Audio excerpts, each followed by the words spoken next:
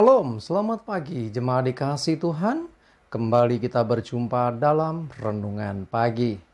Mari pagi hari ini kembali saya mengajak kita semua untuk merenungkan firman Tuhan. Supaya dengan melalui firman Tuhan, hidup kita akan terus dibangun.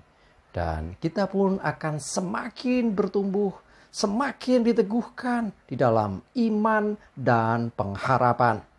Sebab firman Tuhan adalah kebenaran. Firman Tuhan yang menjadi sumber kekuatan bagi hidup kita. Firman Tuhan pedoman dan penolong bagi kita. Bahkan firman Tuhan jugalah yang akan senantiasa menuntun kita dan juga menerangi setiap langkah hidup kita. Mari jemaat dikasih Tuhan, sebelum kita merenungkan firman Tuhan, kita akan berdoa terlebih dahulu. Bapa di surga, kembali Tuhan, pagi hari ini kami datang ke hadirat-Mu. Kami menaikkan segala puji dan hormat dan syukur atas segala kebaikan-Mu yang luar biasa dalam hidup kami. Atas begitu besar kasih setia Tuhan, begitu besar rahmat dan anugerah Tuhan. Segala berkah dan kemurahan-Mu, perlindungan-Mu, penyertaan-Mu, pertolongan-Mu, dan bahkan juga pemeliharaan-Mu ya Tuhan, atas seluruh hidup kami. Terima kasih ya Tuhan. Dan bagi hari ini kembali kami merenungkan firman-Mu. Mari Tuhan Kau yang singkapkan dan nyatakan kebenaran firman-Mu. Dan Roh Kudus urapi kami semua ya Tuhan. Sehingga kami bisa menangkap setiap pesan firman-Mu. Mengerti kebenaran firman-Mu. Dan juga melakukan firman-Mu di dalam kehidupan kami. Terima kasih ya Tuhan. Di dalam nama Tuhan Yesus, kami bersyukur dan berdoa. Amin. Mari jemaat dikasih Tuhan, kita sama-sama akan buka Alkitab kita.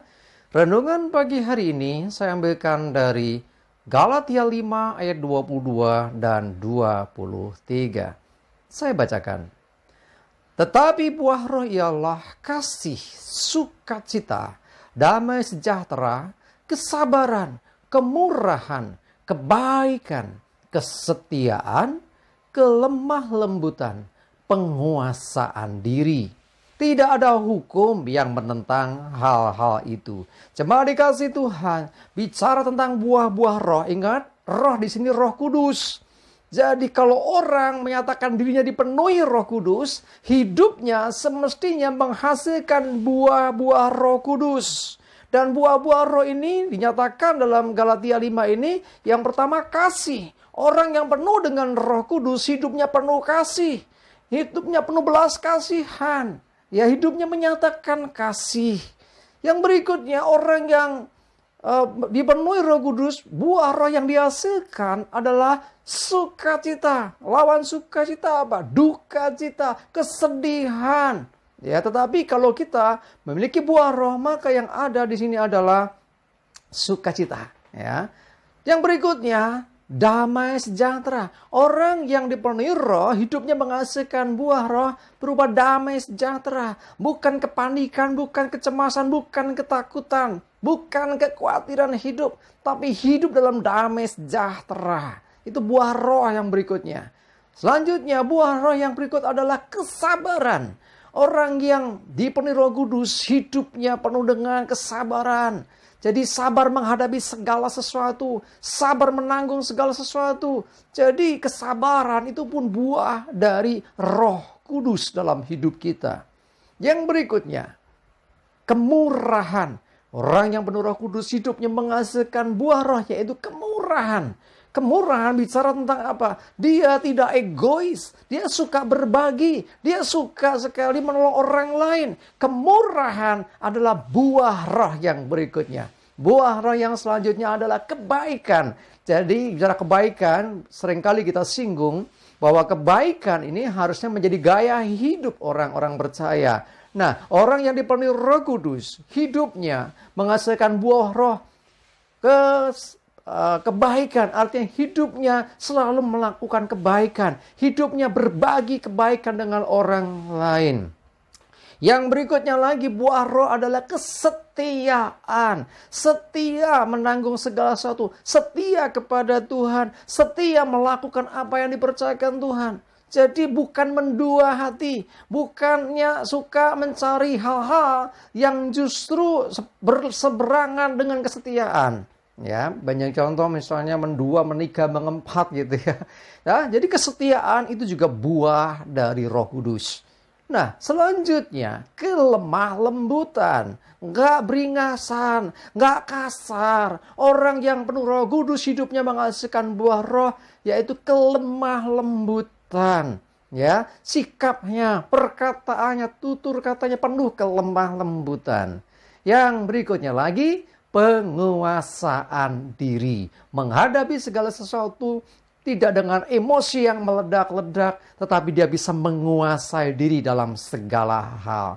Yaitu buah-buah roh yang seharusnya dimiliki oleh orang-orang percaya. Terkhusus lagi mereka yang menyatakan diri dipenuhi Roh Kudus. Sudah semestinya hidupnya menghasilkan buah-buah roh. Mari jemaat dikasih Tuhan, pastikan hidup kita menghasilkan buah roh ini. Ya, kasih, sukacita, damai sejahtera, kesabaran, kemurahan, kebaikan, kesetiaan, kelemah lembutan, penguasaan diri. Dinyatakan dalam surat ini tidak ada hukum yang menentang hal-hal itu. Jadi artinya segala hal yang dinyatakan ini adalah hal-hal yang memang dikerjakan oleh Roh Kudus. Jadi hidup yang dipenuhi Roh Kudus, maka buah-buah Roh Kudus ini akan senantiasa ada menyertai hidup kita. Jadi jangan hanya menyatakan aku udah penuh Roh Kudus, tapi hidupnya tidak menghasilkan buah roh, maka sama juga bohong. Ya, jadi salah satu tanda bahwa seseorang itu hidup dipenuhi roh, hidupnya akan dipimpin Roh Kudus, dan melalui hidupnya akan menghasilkan buah-buah roh tadi yang kita sudah sebutkan tadi. Nah, dengan demikian mari kita lihat diri kita masing-masing, introspeksi diri kita masing-masing. Sudahkah buah-buah roh itu kita hasilkan? Sudahkah buah-buah roh itu nyata di dalam kehidupan kita? Jangan lihat orang lain, jangan menilai orang lain, tapi belajar untuk kita melihat kepada diri kita sendiri. Dan mari pastikan buah roh itu ada dalam hidup kita. Amin. Kita berdoa. Tuhan, terima kasih, kami bersyukur untuk firman-Mu pagi ini. Sungguh Tuhan, kami rindu bahwa Roh Kudus yang memenuhi kami dan kuasa Roh-Mu Tuhan yang memimpin kami. Sehingga melalui hidup kami menghasilkan buah-buah roh Tuhan. Seperti yang dinyatakan tadi. Sehingga melalui hidup kami nama Tuhan dipermuliakan. Melalui hidup kami banyak orang boleh mengenal akan Tuhan. Melalui hidup kami menyatakan kebesaran dan kasih Tuhan bagi dunia. Terima kasih Tuhan. Mohon senantiasa tuntunan dan penyertaan-Mu ya Roh Kudus. Sehingga hidup kami layak dan berkenan di hadapan-Mu. Kami menyerahkan hari ini dan segala aktivitas kami. Jauhkan celaka mara bahaya. Damai sejahtera dan berkat Tuhan menyertai kami semua. Dalam nama Tuhan Yesus kami bersyukur dan berdoa. Amin. Mari jemaat dikasih Tuhan. Yuk tetap semangat ya. Maju terus dalam iman dan pengharapan. Selamat beraktivitas. Tuhan Yesus memberkati kita semua. Amin.